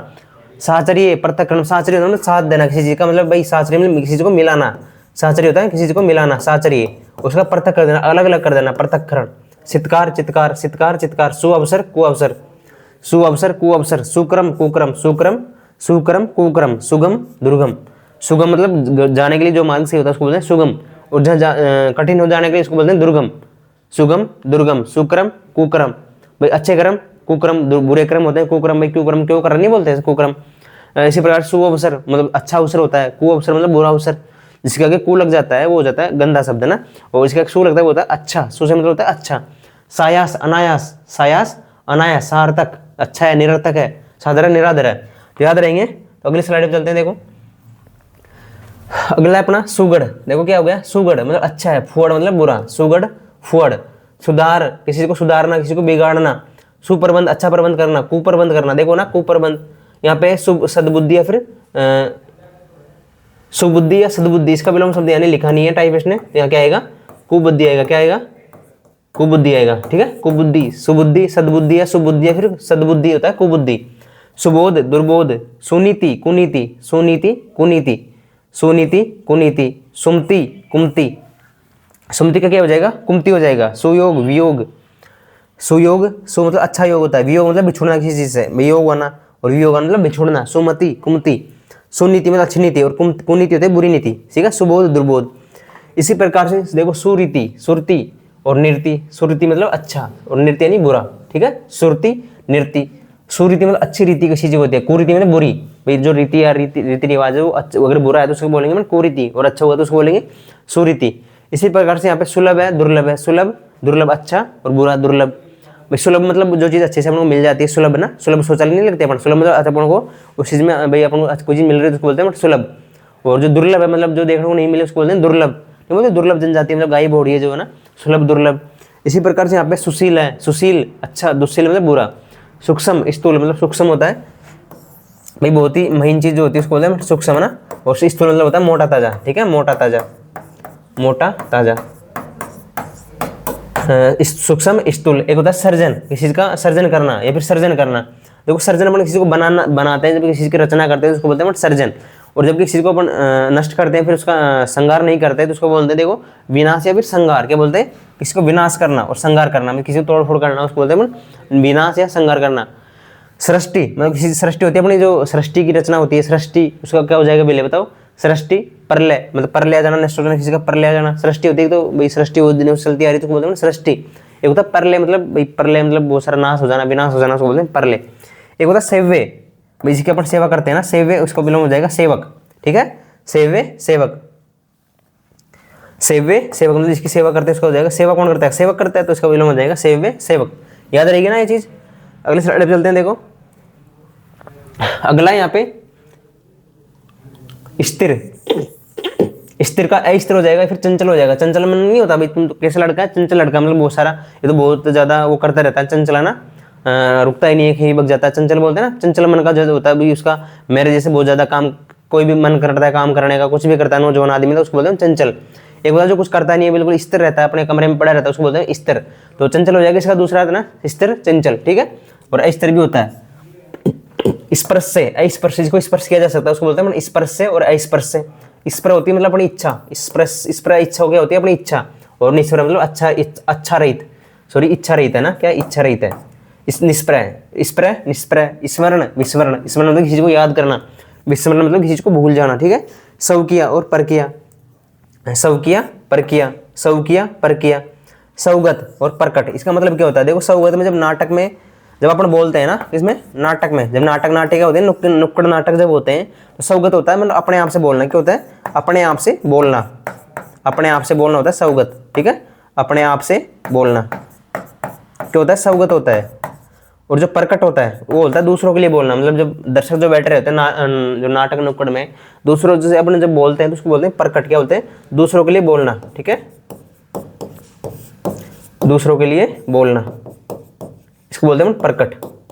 इसके बाद में सौजाति, अपनी जाति का, विजाति मतलब दूसरी जाति का। सौजन, अपने जन, जो अपने आदमी उसको बोलते हैं सौजन। परिजन, सौजन क्या हो जाएगा, परिजन दूसरों के, अन्यों के, ठीक है। इसी प्रकार से स्वतंत्र का हो जाएगा परतंत्र, स्वतंत्र, परतंत्र जो दूसरों के तंत्र में है। परत मतलब पर होता है, पर का मतलब यहाँ पे क्या होता है, दूसरा आदमी होता है भाई। जो एक तो होता है यहाँ पे सौ, देखो सौ का हमेशा क्या हो जाएगा, पर हो जाएगा, कुछ दो चार शब्दों को छोड़ के। सौ मतलब होता है अपना स्वयं का ना, अपना स्वयं का। जबकि यहाँ पे जो पर शब्द है इसका मतलब होता है दूसरों का या फिर अन्यों का, दूसरों का या फिर अन्यों का, अन्य आदमी का ना, दूसरों के अन्य का पर, ठीक है। तो यहाँ पे स्वार्थ, परमार्थ मतलब दूसरों का, परमार्थ, स्वार्थ मतलब अपने लिए, परमार्थ मतलब दूसरों के लिए भलाई करना, ठीक है। स्वार्थ प्राणी मतलब स्वार्थ के लिए है, फिर स्वार्थ विमुख मतलब स्वार्थ से विमुख होके, स्वार्थ का सामना करना मतलब स्वार्थ प्राणी मतलब भाई स्वार्थ के लिए कोई काम चीज करना, और स्वार्थ से विमुख होके। यहाँ पे स्वार्थी, निस्वार्थ, ठीक है, स्वार्थी, निस्वार्थ। हास, रुदन, रुदन का मतलब होता है किसी का रोना, और हास का मतलब क्या होता है, हंसना, किसी के हंसना। हे मतलब होता है निम्न, इसका मतलब क्या होता है, निम्न भी होता है इस चीज का, निम्न ना, निम्न। और प्रे मतलब जो प्रिय लगता है, प्रे, घराइए, फिर जिसको अपन ग्रहण कर सकते हैं किसी चीज को ना, घराइए, प्रे, ठीक है। इसके बाद में यहाँ पे है हास। हास मतलब होता है किसी का निम्नीकरण होना, मतलब घटना किसी में घटना, ठीक है, घटना। यहाँ पे वृद्धि होना, विकास होना, किसी का कम होना और वृद्धि होना फिर विकास होना। हास मतलब होता है घटना या फिर उसका कम होना, किसी का कम होना। असव और दीर्घ। असव मतलब होता है छोटा, क्या होता है छोटा। भाई असव का जो मतलब हो गया यहाँ पे छोटा हो जाएगा ना, छोटा। जबकि दीर्घ मतलब बड़ा, दीर्घ मतलब बड़ा। समझ में आ रहा है निम्न। आस का मतलब होता है घटना या कम होना, ठीक है, वृद्धि विकास। स्वार्थ बनाए, स्वार्थ में स्वार्थी निस्वार्थ, याद रहेगी ना ये चीज। अगले शब्द पे चलते हैं। देखो अगला शब्द अपना यहाँ पे कष्टों या कांटों से भरा हुआ। कष्टों या कांटों से भरा हुआ अपना है यहाँ पे वन वर्ड आ गए, ठीक है, वन वर्ड यहाँ पे आ चुके हैं, ठीक है, वन वर्ड। तो अपन ऐसी सब चीजों से बोर नहीं हो जाएगी, अपन इस चीज को पढ़ते रहे। जब भी तुम इसको फ्री बैठे हो, तुम कहीं भी जाओगे तुम इसको देख लिया करो ना इस क्लास को, है ना, और तुम याद रह जाएगी चीजें। तो अपन यहाँ पे देखेंगे, देखो शिव नीचे से पढ़ते हैं इसको ना। काला पीला मिला रंग क्या बोलते हैं, कपिस बोलते हैं। क्या बोलते हैं, कपिस। काला पीला मिला रंग क्या बोलेंगे, कपिस। शिव की जटाएं क्या होती है बताओ, कप्रद। क्या होती है, कप्रद होती है। शिव की जो जटा होती है उनको बोलते हैं कप्रद। ऐसी लड़की से का विवाह नहीं हुआ, बताओ क्या बोलेंगे इसको, कुमारी बोलेंगे। क्या बोलेंगे, कुमारी, या फिर बोलते हैं कन्या। कुमारी भी बोलते हैं ना, कुमारी। तो कुमारी शब्द जो है यहाँ से आया, कुमारी, कुमारी। दो व्यक्तियों के बीच परस्पर होने वाली बात को क्या बोलते हैं। एक तो बोलेगा, क्या बोलेगा, देखो यहाँ पे लिख रहा हूँ मैं इधर, है ना। एक तो बोलेगा कथा और दूसरा क्या बोलेगा, उपकथन बोलेगा। तो उसको बोलते हैं कथा उपकथन, है ना। देखो कथा, एक तो बोलेगा कथा बोलेगा, दूसरा क्या बोलेगा, उसका उपकथन बोलेगा ना, उपकथन। तो जब इसका संधि विच्छेद तुम करोगे तो क्या बन जाएगा, कथो उपकथन। क्या बन जाएगा, कथो उपकथन। तो यहाँ क्या जाएगा, कथा उपकथन। जो कटु बोलता है क्या बोलता है, कटुभाषी है, मतलब कड़वी बात बोलता है ना, कटुभाषी। जो कड़वा बोलेगा उसको क्या बोलेंगे, कटुभाषी। भाई जो कटु बोलेगा तो उसको कैसे बोलेगा, कटु भाषा बोलेगा। जो बोलता है मतलब भाषा, और कौन सी भाषा बोलेगा, कटु मतलब कटुभाषी। इसी प्रकार से जो कष्ट या कांटों से भरा हुआ उसको क्या बोलेंगे, कंठ का किरण। क्या बोलेंगे, कंठ का किरण। कांटों से भरा हो जाता है, मतलब कंठ का किरण, कटुभाषी हो गया। जो कटु बोलता है, कथोपकथन मतलब दोनों की जो बातें होती है उसको बोलते हैं कथोपकथन। इसी प्रकार से जिस कन्या का विवाह है, कन्या कुमारी। शिव की जटाएं, कप्रद मतलब भाई शिव के जो जटाएं लटकी होती है उसको बोलते हैं कप्रद बोलते हैं। देखो यहाँ पे ये भी आ रहा है तो याद रखोगे ना, करपद मतलब शिव की जटाएं क्या होती है, कप्रद बोलते हैं। इसी प्रकार से काले पीले जो रंगों का मिश्रण होता है उसको बोलते हैं कपिस, मतलब बानर जैसा कपिस काला, ठीक है। तो यहाँ पे अगली स्लाइड पे चलते हैं। देखो जिस स्त्री की बोली कठोर हो तो उसको बोलते हैं कर्कशा। क्या बोलते हैं, देखो जिस स्त्री की बोली जो कठोर हो उसको बोलते हैं कर्कशा। क्या बोलते हैं, कर्कशा। क्या बोलेंगे, कर्कशा। कर्म करने में तत्पर व्यक्ति होता है, जो कर्म करता है उसको बोलते हैं कर्मठ। नहीं बोलते भाई कि तो बिल्कुल कर्मठ है, अपने काम के प्रति कर्मठ है, बिल्कुल अपने काम जो समय से कर देता है। तो उन आदमियों की यहाँ पे बढ़ाई भी होती है जो अपना काम समय से करते हैं, फिर जो काम करने की इच्छी अपना काम समय से करते हैं उसको बोलते हैं कर्मठ। अपने काम को लेकर बिल्कुल मौन रहता है, ठीक है। सुबह का भोजन क्या बोलते हैं बताओ, अपन बोलते हैं ना कलेवा कर लिया, क्या बोलते नहीं है, कलेवा कर लो, है ना, कलेवा कर लो पापा, ऐसे बोलते हैं। जो कल्पना से मतलब कल्पना से क्या परे हो, मतलब कल्पना कल्पनातीत क्या होता है, कल्पना में अतीत ही नहीं है उसका, तो ना कल्पना क्या हो जाएगा, कल्पनातीत, ठीक है, कल्पनातीत। भाई कल्पना से परे जो होता है उसको बोलते हैं कल्पनातीत, ठीक है।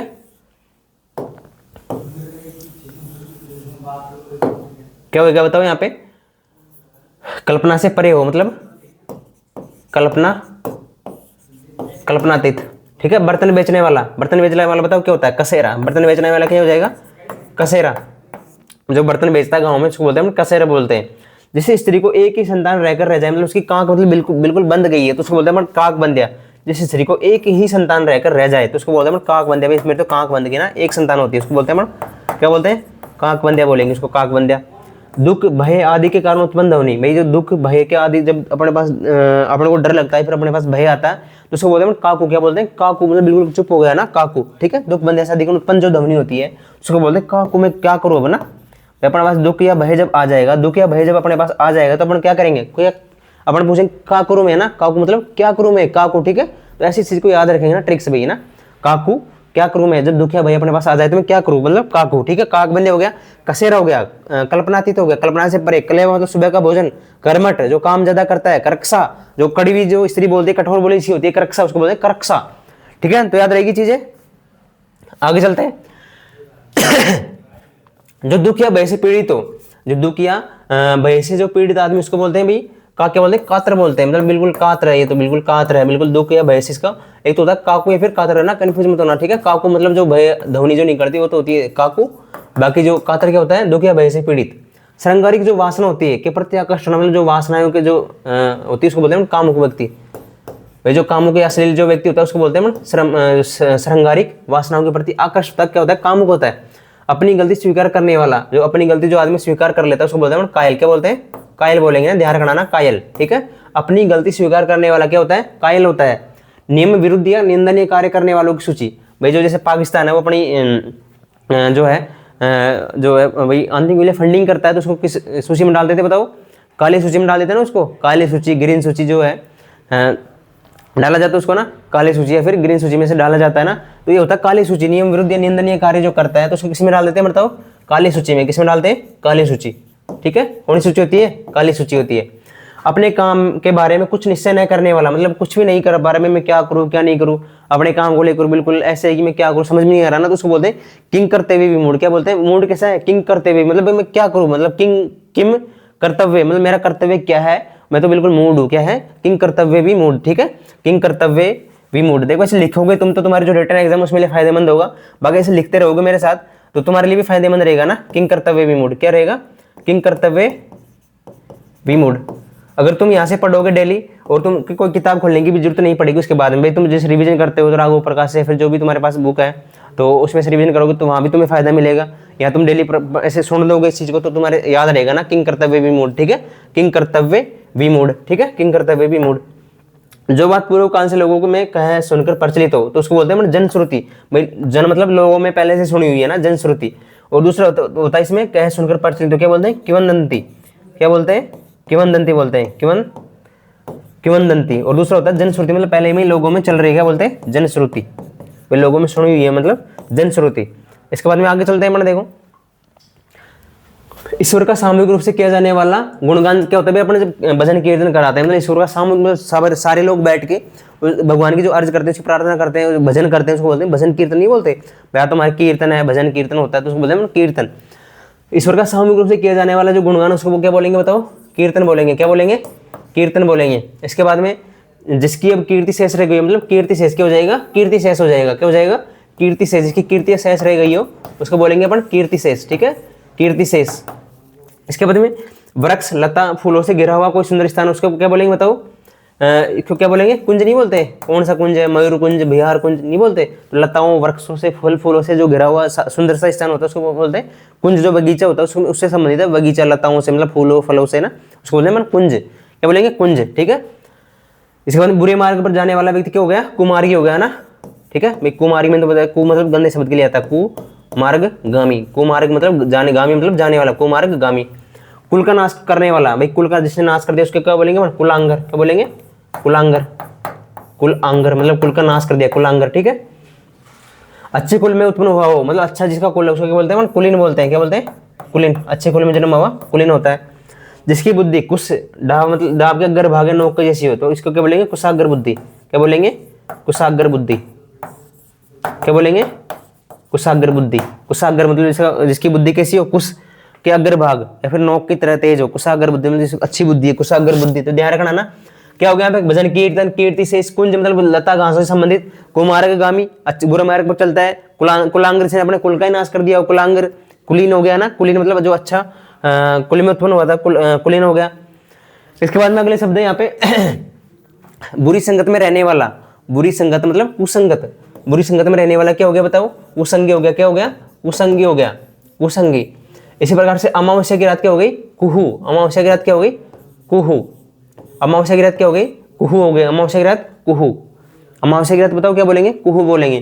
कुएं के मेंढक के समान संकीर्ण बुद्धि वाला क्या होता है बताओ, कूप मंडूक मतलब कूप जैसी मंडूक, मतलब कूप मंडूक। कुओं में कौन रहता है, मेंढक रहता है, तो कूप मंडूक उसकी बुद्धि खाते रहती है, कुएं तक ही रहती है मेंढक की जो बुद्धि है, मेंढक तक कुएं तक रहती है, तो उसको बोलेंगे कूप मंडूक। कूप मतलब होता है कुआ, तो कूप मंडूक, ठीक है। अपने लिए किए हुए उपकार को भुला देने वाला मतलब कर्तज्ञ। क्या होता है, भुला देने वाला होता है कर्तज्ञ, ठीक है, कर्तज्ञ। और किए उपकार को मानने वाला क्या होता है, कर्तज्ञ। क्या होता है, कर्तज्ञ, ठीक है। जिसके संकल्प कर रखा हो मतलब कर्त संकल्प, जिसने संकल्प किया उसको बोलते हैं कर्त संकल्प। क्या बोलेंगे उसको भैया, कर्त संकल्प बोलेंगे, उसको क्या बोलेंगे, कर्त संकल्प।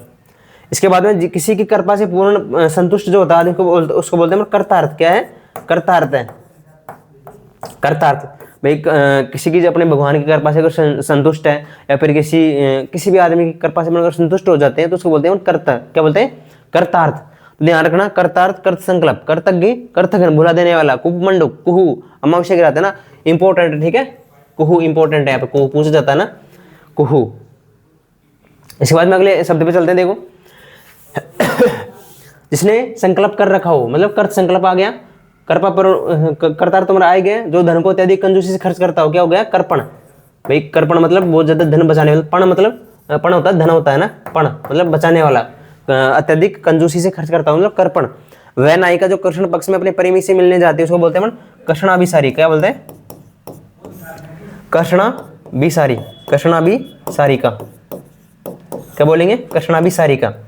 जो सांप के जो सफेद सफेद सी कैंचुली निकलती है ना, बोलते हैं कैंचुली उतर गई, सांप की कैंचुली उतर गई, तो उसको बोलते हैं कैंचुली। क्या बोलेंगे, सांप से निकली हुई कैंचुली, मतलब कैंचुली। जब तुम ऐसे लिखोगे बार बार, इसलिए मैं लिख रहा हूँ कि तुम्हें भी ज्यादा समय तक याद रहेगा ना, शरीर से निकलने वाली जो कैंचुली है वो होती है कैंचुली। इसके बाद में अगला स्लाइड अपने यहाँ पे देखो, जो केंद्र से हटकर दूर जाता है उसको बोलते हैं केंद्राभिसारी, ठीक है, ठीक है, केंद्राभिसारी, केंद्राभिसारी मतलब दूर जा रहा है, अपसार कर रहा है, अभी मतलब अंदर आ रहा है, तो केंद्र के जो उन्मुख आ रहा है उसको बोलते हैं केंद्राभिसारी। क्या बोलते हैं, देखो इधर लिख रहा हूं मैं इसको, एक तो था केंद्र के अभिमुख आ रहा है, मतलब केंद्राभिमुख, मतलब केंद्र के मुख की हो रहा है, केंद्राभिमुख, और दूसरा इसमें होता है केंद्राभिसारी, केंद्राभिसारी, केंद्राभिसारी। तारों को छोड़कर वीणा का जो शेष भाग उसका मतलब होता है कोलंबक। क्या होता है, कोलंबक होता है, क्या होता है, कोलंबक, है ना, कोलंबक। कुंती का पुत्र बताओ क्या होगा, कुंती का पुत्र होगा कौनते, क्या होगा, कौनते। तो याद रखना ना, कौनते, ए प्रत्यय जब कुंती में लग जाएगा, कुंती में जब ए प्रत्यय लग जाएगा, ठीक है, ए तो उसको बन जाएगा कौनते, ठीक है। इसके बाद जिसे क्रय किया हो उसको बोलते हैं कृत बोलते हैं, जिसको खरीदा गया हो ना, कृत मतलब इसका क्रय किया गया हो या फिर जिस चीज को खरीदा गया हो तो उस चीज को बोलेंगे कृत। क्या बोलेंगे, कृत बोलेंगे।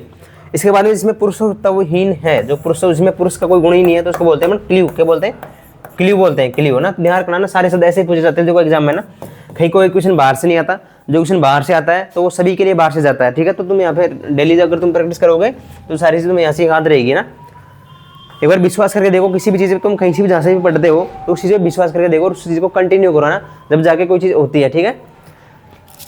और ये देख लो कि वो चीज़ मेरे टेस्ट में आ रही कि नहीं आ रही, मेरे से क्वेश्चन हो रहे नहीं हो रहे, मेरे स्कोर बढ़ रहा है कि नहीं बढ़ रहा है, मेरे रैंक अच्छी आ रही कि नहीं आ रही, मेरे में क्या कमी है जो मेरे स्कोर नहीं बढ़ पा रहा ना। तो इस चीज़ों को याद किया करो, ऐसे थोड़ा अपना खुद का एनालिसिस किया करो।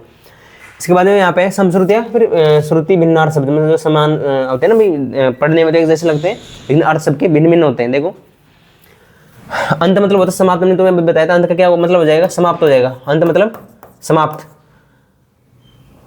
अंत मतलब समाप्त, और अंत यानी समाप्ति भी होती है। क्या होती है, अंत यानी समाप्ति भी होती है। जबकि जो अंत्य होता है, अंत्य मतलब होता है नीचे, अंत्य क्या होता है, नीचे या फिर अंत का, ठीक है, नीचे, अंत यानी नीचे या फिर अंत का, ठीक है। इसके बाद में अकुल है, मतलब कुल रहित, जिसमें कोई कुल ही नहीं है, जिसका कोई कुल नहीं है तो कुछ बोलते हैं कुल रहित, कुल रहित मतलब अकुल। और आकुल मतलब होता है बिल्कुल मैं आकुल हूँ, मतलब मैं बिल्कुल व्याकुल हूँ, किसी चीज के प्रति, किसी चीज के प्रति क्या हो जाना, व्याकुल हो जाना, किसी चीज के प्रति क्या हो जाना, व्याकुल हो जाना, कुल रहित है फिर व्याकुल। अर्घ होता है, जो अर्घ होता है उसका होता है पूजा का जो जल होता है ना, पूजा का जल, उसको बोलते हैं पूजा का जल, क्या, अर्घ, पूजा का जल। और दूसरा अर्घ मतलब होता है पानी भी होता है, मतलब इसका मतलब होता है मूल्य भी होता है ना, अर्घ का मतलब क्या होता है, मूल्य भी होता है। इसी प्रकार जो अर्घ्य होता है उसका मतलब होता है पूजनीय। अर्घ्य क्या होता है, पूजनीय होता है, अर्घ्य पूजनीय, जिसकी पूजा करते हैं उसको बोलते हैं पूजनीय, ठीक है। इसी प्रकार से यहाँ पे चलेंगे अपन अकर। अकर होता है मतलब जो काम करने योग्य नहीं है, भाई जो काम करने योग्य ही नहीं है उसको बोलते हैं अकर, न करने योग्य। क्या होता है, न करने योग्य, न करने योग्य। इसी प्रकार से आकर होता है मतलब खजाना, बहुत सारा आकर है, मतलब यहाँ पे क्या मिल गया भाई, बहुत सारी चीजें कुछ भी कर सकते हैं, मतलब आकर तुम भी आ जाओ भाई, बहुत सारे लोग आ जाओ, आकर यहाँ क्या मिल गया, खजाना मिल गया, तो उसको बोलते हैं खजाना या फिर खान, ठीक है। आकर खजाना या खान, आकर होता है खजाना या फिर खान, देखो खजाना, खजाना या फिर खान, ठीक है, खजाना या खान। इसके बाद मतलब आकार, किसी चीज का आकार होना मतलब रूप है ना। तुम जब रिटन एग्जाम में लिखते हो तो वो चीज़ याद नहीं आती ना, तो इससे यहाँ से आकार भी बहुत टफ शब्द बनता है, तुमसे जब माइंड में नहीं रहते कोई चीज़ ना, तो आकार होता है रूप, है ना, किसी का रूप। यहाँ पे देखो अग, अग होता है सूर्य, पहाड़ या फिर अगम में। अग का मतलब ध्यान रखना सूर्य भी होता है और पहाड़ भी होता है। अग का क्या होता है, सूर्य या फिर पहाड़, दोनों शब्द होते हैं ना, अग के, पहाड़ और सूर्य। और अग अगर ग गड़े वाला आ जाए तो यहाँ पे क्या हो जाता है, पाप हो जाता है। अग मतलब होता है पाप। इसी प्रकार से अज्ञ, अज्ञ होता है जिसको कुछ ज्ञान ही नहीं हो, क्या है, मूर्ख है बिल्कुल, अज्ञ मूर्ख। और आगम होता है मतलब पुराण, इसका मतलब होता है पुराण, ये जो पुराण शास्त्र पढ़ा होता है पुराण, उसको बोलते हैं आगे, ठीक है, ये नहीं है, ठीक है, पुराण। और आगम, आगम मतलब जहाँ जाना संभव नहीं है, आगम जाना संभव नहीं है, ठीक है। और आगम का दूसरा मतलब क्या होता है, पुराण भी होता है। तो देखो यहाँ पे आगम होता है किसी चीज, आगमन भी होता है और पुराण भी होता है, ठीक है, पुराण।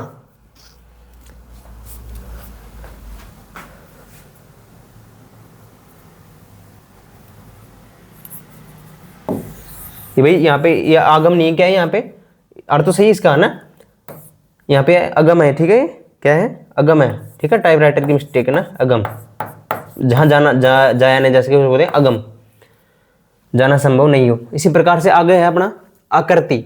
आकृति मतलब बुरा कार्य, आकृति इसको हमको कैसा है, बुरा कार्य। आकृति, आकृति होती है बनावट, किसी की बनावट होती है आकृति, बनावट। इसी प्रकार से अमल है, अमल बोलते हैं मतलब स्वच्छ, बिना अमल के, है ना, अमल मतलब स्वच्छ, और अमल मतलब होता है खट्टा पदार्थ, क्या होता है, खटास, क्या होती है, खटास होती है।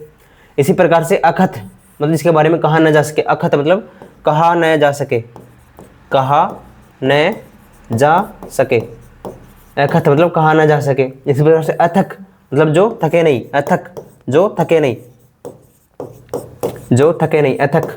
इसी प्रकार से यहाँ पे अगला शब्द है, यहाँ पे अयस मतलब होती है बदनामी। यस तो होता है अच्छा शब्द और अयस होता है बदनामी, है ना, अयस मतलब बदनामी, और अयस यानी क्या होता है, लोहा होता है, अयस यानी लोहा। यहाँ पे अवस है, अवस मतलब इसको बस में नहीं किया जा सका, मतलब वो क्या है, विवश है, विवश, बिना बस के, है ना, बिना बस के किसी को बस में नहीं करना, नियंत्रण में नहीं करता, उसको बोलते हैं अवश्य या फिर विवश, मतलब बिना बस के। अवश्य मतलब जरूर, ठीक है, अवश्य जरूर याद रहेगा। अचिर मतलब बिना देरी के, मतलब शीघ्र किसी चीज को कर देना, उसको बोलते हैं अचिर, शीघ्र, या फिर उसको बोलते हैं नवीन भी बोलते हैं इसको ना। अचिर मतलब नवीन, कोई चीज नई नहीं होती है। अजिर मतलब आंगन, अजिर होता है आंगन होता है, अजिर मतलब आंगन, अजिर आंगन। इसी प्रकार से अजर, अजर होता है देवता, अजर क्या होता है, देवता, या फिर वो जो बूढ़ा ना हो, देवता कभी बूढ़ा नहीं होता, उसको बोलते हैं अजर। इसी प्रकार से अम्ब होता है माता, अम्ब क्या होती है, अम्ब का मतलब है माता, और अम्बु मतलब जल, ठीक है, अम्बु मतलब जल, अम्बु जल, और अम्ब यानी माता। तो अब देखो अगली स्लाइड पे चलते हैं, देखो अगला, अगला मतलब होता है आगे का, कोई चीज अगला मतलब किसी चीज के आगे का, ठीक है, अगला, आगे का। अर्गला होता है रोकने की कील, ठीक है, अर्गला होता है किसी चीज को रोकने की जो कील लगाते हैं ना, अर्गला मतलब रोकने की कील, रोकने की कील। अब्ज होता है मतलब कमल, अब्ज मतलब क्या होता है, कमल होता है, अब्ज मतलब कमल। और अब्द, अब्द मतलब ब्याह है, तो वैसे मतलब क्या बन गया, वर्ष, अब्द यानी वर्ष। इसी प्रकार से अमूल मतलब बिना कोई इसका मूल ही नहीं है, कोई मूल स्थान नहीं है, तो उसको बोलते हैं बिना जड़ रहित, जड़ रहित है ना, बिना जड़ का है, फिर जड़ रहित, ठीक है, जड़ रहित मतलब बिना जड़ का। अमूल्य जिसका कोई मोल ही नहीं है ना, अनमोल है, बिल्कुल अनमोल, जिसका कोई मोल नहीं है, एक अनमोल चना था जिसका कोई मोल नहीं होता था, अनमोल, अमूल्य। इसी प्रकार से अंगना, अंगना मतलब होता है स्त्री, ठीक है, अंगना मतलब स्त्री, और अंगना, अंगना मतलब आंगन। देखो इसको कैसे याद रखेंगे, यहाँ पे चंद्रबिंदु आ रही है, तो यहाँ पे क्या आ रही है, चंद्रबिंदु आ रही है ना, तो अंगना आंगन, और अंगना यानी स्त्री। किसी की अंगना है, स्त्री मतलब किसकी अंगना है नहीं बोलते, तो किसकी अंगना है तो उसको बोलते हैं, अपन बोलते हैं स्त्री, लेकिन यहाँ पे जब बोलेंगे तो ये एक जैसे लगेंगे ना, तो अंगना और अंगना, अंगना स्त्री, और अंगना जिसमें चंद्रबिंदु आते हैं उसका मतलब होता है आंगन, ठीक है। अगले शब्द पे चलते हैं, अर्क, अर्क क्या होता है, अर्क होता है जो सत्य होता है, सत्तू होता है, उसको बोलते हैं सत्य, और शिवर क्या बोलते हैं, शिवार। इसी प्रकार से अर्क मतलब सूर्य, अगध है निरोग, जिसका कोई रोग नहीं होता उसको बोलते हैं अगध, मतलब निरोग होता है, मतलब बिल्कुल स्वस्थ व्यक्ति जो होता है उसको बोलते हैं निरोग, बिना रोग के ना। इसी प्रकार से अंगद, अंगद क्या होता है, बाली का पुत्र है, अंगद किसका पुत्र है, बाली का पुत्र है, सबको पता है, अंगद बाली का पुत्र। इसी प्रकार से अतर का मतलब क्या होता है, इत्र होता है, इत्र, अतर, इत्र। अंतर या अनंतर मतलब फर्क या बाद में, अंतर मतलब किसी चीज में फर्क होना। इसी प्रकार से जो अनंतर है मतलब बाद में, बिल्कुल उसके बाद में, अन के बाद में अंतर। अतप मतलब बिना तप के मतलब ठंडा, क्या हो जाएगा, अतप ठंडा। जबकि जो आतप है, आतप का मतलब होता है धूप, ठीक है, आतप मतलब धूप। तो देखिए यहाँ पे अपने सारी जो चीजें पढ़ी, यहाँ पे अपन इस तरह से लेकर चल रहे हैं कि अपना जो सारा हिंदी का जो भी रिवीजन है वो डेली अपन को डोज मिलता रहे, और अपन उस चीज को डेली याद करते रहे। तो इस हिसाब से मैं हमारी क्लास लाए हूँ यहाँ पे। तो इसी तरह से तुम पढ़ते रहना डेली, तुम्हारी जो क्लास है हिंदी की तुम्हें रोज देखने को मिल जाएगी ना, तो डेली पढ़ते रहोगे। मेरी उम्मीद है कि तुम यहाँ से बहुत सारी चीज़ों को पा पाओगे, अपनी जो सफलता है उसी तरफ बढ़ पाओगे। जो तुम्हारी हाईकोर्ट एलडीसी की एग्जाम होने वाली है, पीएसआई की एग्जाम है, एलडीसी की वैकेंसी आने वाली है ना मार्च अप्रैल में, ठीक है, उससे पहले तुम्हारी सीईटी की एग्जाम, जब तुम सीईटी क्लियर करोगे तो उसी एग्जाम में बैठ पाओगे। इसके अलावा तुम्हारी जो रेट की एग्जाम है उसमें भी हिंदी पूछी जाएगी ना, जो हिंदी जिनके हैं तो उसमें भी हिंदी पूछी जाएगी रेट में। और तुम्हारी जो भी एग्जाम इसमें हिंदी पूछी जाती है, इसमें हिंदी में यही शब्द पूछे जाते हैं, तो यहीं से कहीं से यहाँ से बाहर नहीं जाएगा। तुम अगर डेली प्रैक्टिस करोगे, तुम जिस चीज़ को याद कर पाते हो, जो तुम यहाँ जो चीज़ तुम्हें यहाँ पे मिलेगी, अगर तुम उस चीज़ को तुम राइट कर पाते हो तो तुम्हारे क्वेश्चन गलत नहीं होंगे। कल से तुम्हारे जो है स्लाइड बढ़ जाएगी और इसमें मुहावरे भी ऐड होंगे, शब्दावली ऐड होगी, पारिभाषिक जो शब्दावली है, मुहावरे, लोकोक्ति है, वो सारी चीज़ें भी इसमें ऐड होगी, सब शुद्ध इसमें ऐड होगा अभी ना। तो क्योंकि बहुत ज़्यादा पेज हो जाते हैं तो इस वजह से मैं थोड़ा धीरे धीरे तुम्हारा भाई ऐसे वो बन जाए, तुम्हारा एक रूटीन बन जाए, तो डेली इस क्लास को देखो और बाकी ऐसे रिवीजन करते रहो। अगर कोई दिक्कत है तो कमेंट में पूछ लेना ना। और तुम्हारा टेलीग्राम चैनल है मानसी एजुकेशन हब, तो उस पर भी तुम PDF मिल जाएगी क्लास की। और तुम्हें जो भी कोई एग्जाम अपडेट है, फिर कोई भी एग्जाम को लेकर तुम्हारा डाउट है तो पूछ सकते हो तुम, है ना। तो आज तक के लिए इतना ही, और बाकी सभी को धन्यवाद। बेस्ट ऑफ लक, हमारी तैयारी को चलते रहो, एक दिन सक्सेस मिलेगी, ठीक है। तो ऐसे नहीं कि भाई सक्सेस नहीं मिलेगी, तो सक्सेस तुम्हें अवश्य मिलेगी। तो यहाँ से पढ़ते रहना, बाकी तुम्हारी जीके की जो क्लास है वो भी यहाँ पे आती रहेगी, ठीक है। तो आज के लिए इतना ही, धन्यवाद सभी को, बेस्ट ऑफ लक।